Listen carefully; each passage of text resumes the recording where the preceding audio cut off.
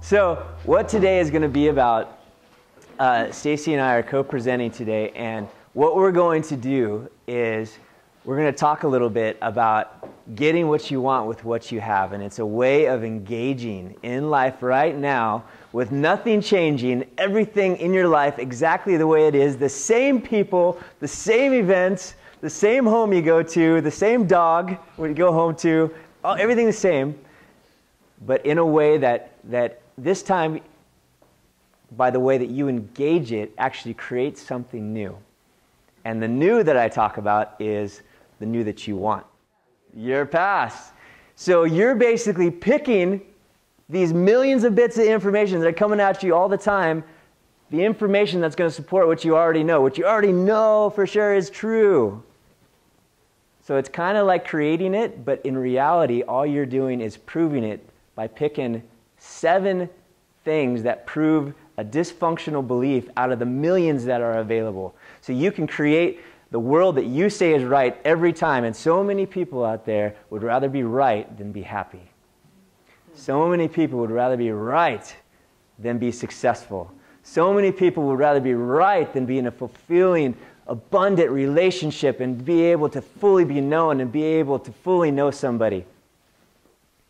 Anybody know someone like that? Not us, of course, but other people like that. Right? It's phenomenal.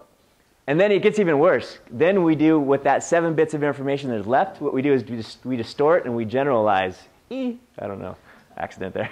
And that's what we did with the Mona Lisa. We distorted that information into making it look right. And then we come up with, aha. So here's the 3 laws. The actual laws go like this. 1, awareness creates the readiness to engage opportunities. Law number 2 is focus on the preferred creates more awareness of the preferred. It's an incredible thing that the things that you look for, you find. And a lot of times we think it's creating it, but we'll go into a little bit here. It's not really creating it. You're actually focusing and training yourself to see it. Whereas before, you're blind to it because you find what you think you're going to find. You know, what do we tend to do if we have to go to someone we're sure that it's going to be horrible? You know, who would you know, what's usually your behavior? What do you guys think? You have to, what's that? Drink more. Drink, yeah. I have one way to make this party good. 3rd law is the capacity to enjoy moments is in proportion to the capacity to engage in the preferred. Basically, if you can enjoy your moments, if you can find a way to do that, enjoy your days, your world will open up. And this is such a phenomenal concept that it's really I base my life work around this. The things that make you come alive, the things that you've always hoped to do, the person that you always hoped you could be, the things that you can hope to accomplish in life, it's possible. You can do it. And so we're going to look at how to find the way to do it. Let's say a job interview.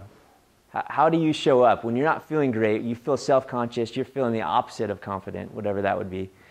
What do you guys think? How do you react? Nervous.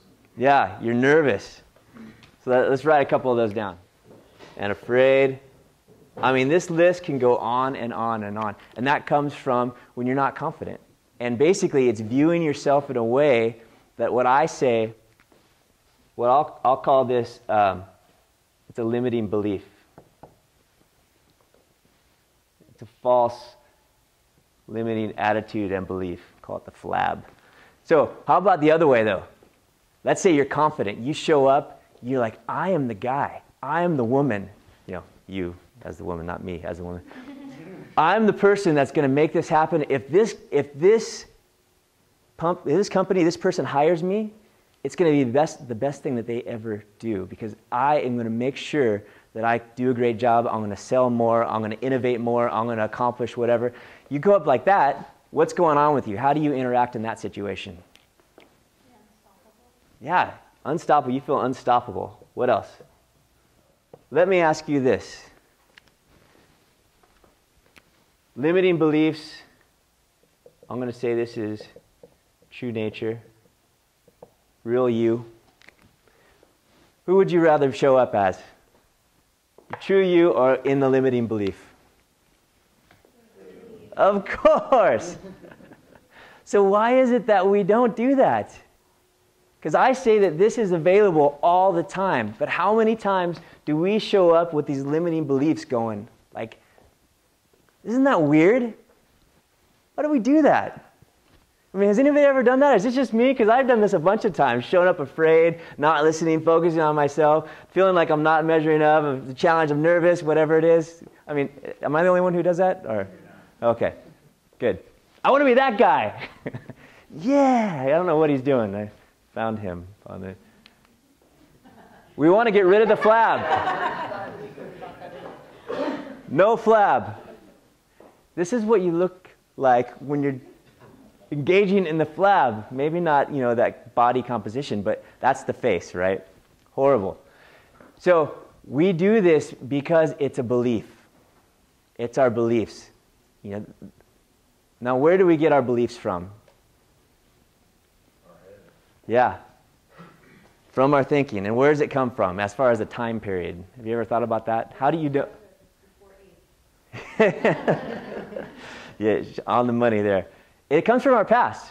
We have these things that we say are true about us, and it comes from our past experiences. It's our beliefs. What we're doing is we're putting it together. We're actually distorting information into what we think we should be seeing. And this is what we do every day with views about ourselves, views about other people. I already know how they're going to be. I already know what I'm going to see. I already know what I'm capable of doing. I already know what this situation is going to turn like. I already know what you're going to do. I already know how they're going to act. I've been married to him for 15 years. I don't even need to ask, right? And we make it up and we create it as so. Like we make up that's not really real. But we'll call situations that could be beautiful as challenging or as not going to work.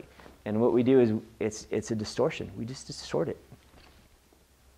So this is the science behind what's happening. Bits of information that's coming at you that you have to delete. You can't handle all the information at once.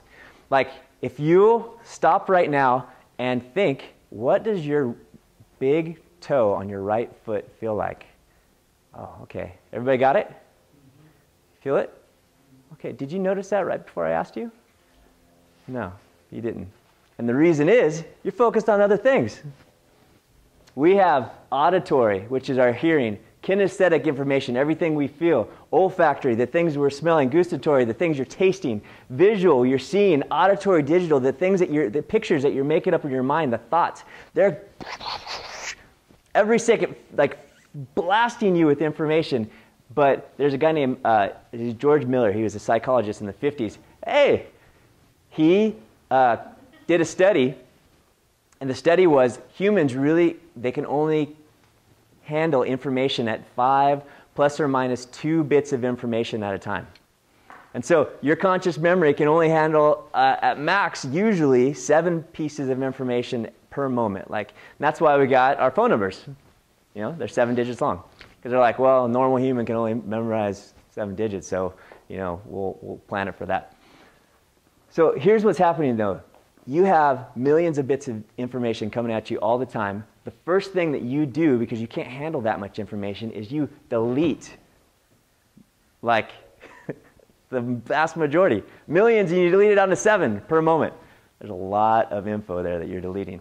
How do you decide what to delete? 3 tools, 3 laws. Be aware. Do the work to engage and recognize the limiting beliefs.